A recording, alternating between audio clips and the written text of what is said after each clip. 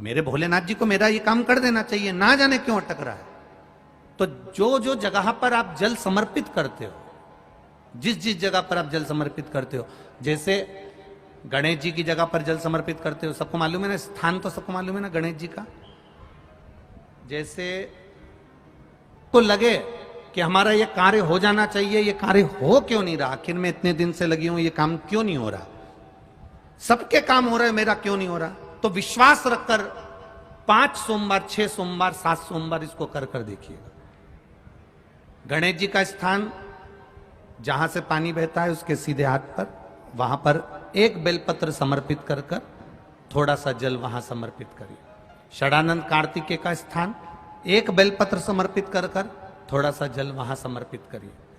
अशोक सुंदरी का स्थान, थोड़ा सा जल समर्पित करने से पहले एक बेलपत्र, फिर जल।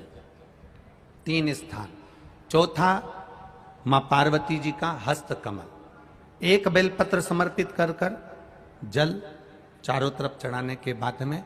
5वां, शिवलिंग के ऊपर बेलपत्र समर्पित कर कर पूर्ण जल शंकर को समर्पित कर देना।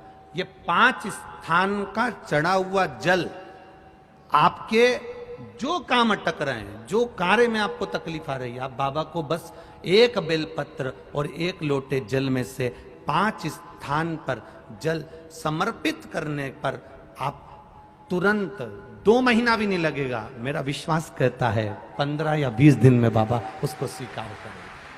15 से 20 दिन। अब इसको समझ लेना आप अच्छे से। हम ये नहीं कह रहे हैं कि तुम गणेश जी की मूर्ति पे चढ़ाओ, हमने ये नहीं बोला। हमने ये भी नहीं बोला कि कार्तिकेय जी की मूर्ति पे जल चढ़ाओ, हमने ये भी नहीं बोला कि माता पार्वती जी की मूर्ति पे जल चढ़ाओ। आप तो जो शिवलिंग रखा हुआ है और जो जलाधारी गोल है उस पे जो शिवलिंग रखा है, जहां से पानी बह रहा है, उसके राइट हैंड में गणेश, लेफ्ट हैंड में कार्तिकेय, बीच में अशोक सुंदरी, पार्वती जी का स्थान हस्तकमल और ये शिवलिंग। आपको गणेश जी के ऊपर जाकर जल नहीं चढ़ाना, आपको कार्तिकेय के ऊपर जाकर जल नहीं चढ़ाना, आपको देवी जी के ऊपर जल नहीं चढ़ाना, आपको तो केवल शिवलिंग की जलाधारी पर और शिवलिंग पर जल चढ़ा। पहला स्थान में तुम्हारा स्मरण होना चाहिए, तुम कहां बैठी हो जल चढ़ाने के लिए, तुम्हारा ध्यान कहां है, कहां बैठकर शंकर जी को जल चढ़ाना चाहिए। आपको पहले भी कथा में कहा, जहां से जलाधारी का पानी बह रहा है इसके ठीक विपरीत जगह में आप यहां बैठ जाओ। उत्तर दिशा में पानी जाता है तो आप दक्षिण दिशा में बैठकर उत्तर की ओर मुख कर कर बाबा के, मां पार्वती जी के हस्त कमल पर बेलपत्र रखोगी, जल चढ़ाओगी और वहीं से बाबा को तुरंत आनंद के साथ में बेलपत्र चढ़ाकर जल चढ़ाओगी। तो पहला जल बेलपत्र गणेश जी, दूसरा कार्तिक कि तेरा ही दिया मैंने खाया पिया तेरा शुक्रिया तेरा शुक्रिया। बाबा से प्रार्थना करते हुए, बाबा से अपने दिल की बात कहते हुए, बाबा से अपने मन की बात कहते हुए, अपने हृदय की बात भगवान देवाधिदेव महादेव से कहते हुए, ये 5 स्थान पर चढ़ाया गया जल आपके मनवांचित फल की प्राप्ति करा देता है, आपको सुख का अनुभव करा देता है। कम से कम 5 या 7 सोमवार अवश्य चढ़ाओ।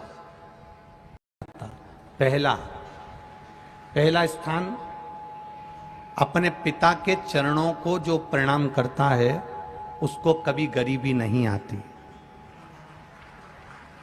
दूसरा, जो अपनी माता को प्रणाम करता है वो कभी बदनसीब नहीं होता।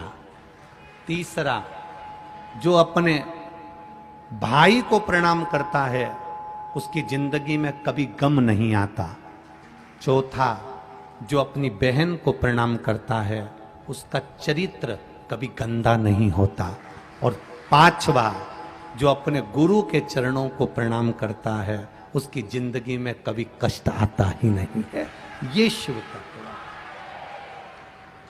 5 स्थान पर चढ़ाया गया जल गणेश, कार्तिकेय, अशोक सुंदरी, मां पार्वती और शिवलिंग, 5 जगह पर चढ़ाया गया जल आपके मनवांछित फल की प्राप्ति करा देता है और 5 जगह पर करा गया परिणाम आपके जीवन को आनंदित कर देता है।